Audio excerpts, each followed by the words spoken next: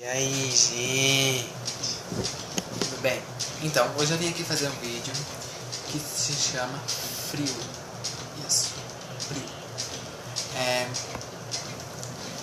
E eu vim aqui falar sobre frio porque aqui na minha cidade está começando frio. Está começando frio.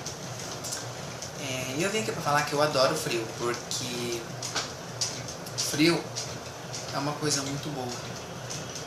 Porque é mais ou menos bom, de 95%. Porque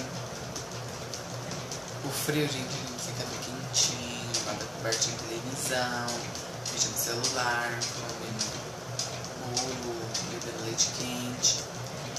E uma coisa ruim do frio é que às vezes a gente tá com calor, né? Às vezes, porque se ficar 24 horas embaixo da coberta não dá, né, gente? Porque eu sou assim, então não dá.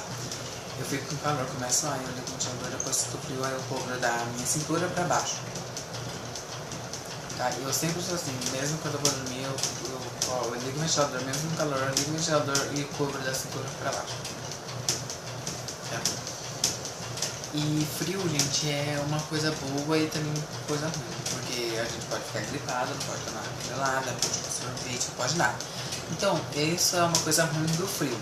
Mas tirando isso, é bom o frio, né? E eu não sei se vocês perceberam, mas eu cortei o meu cabelo. Ele está meio baixo, né? Porque eu usei o anterior, ele estava mais grande. Eu cortei meu cabelo, gente. Tá? Cortei aqui, eu raspei meu bigode. Eu raspei aqui, tá, gente?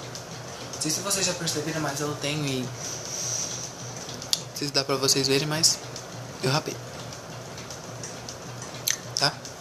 E é isso, gente. Espero que vocês tenham gostado. Se inscreva no canal e compartilhe esse vídeo em todas as redes sociais. E foi isso, gente. Tchau!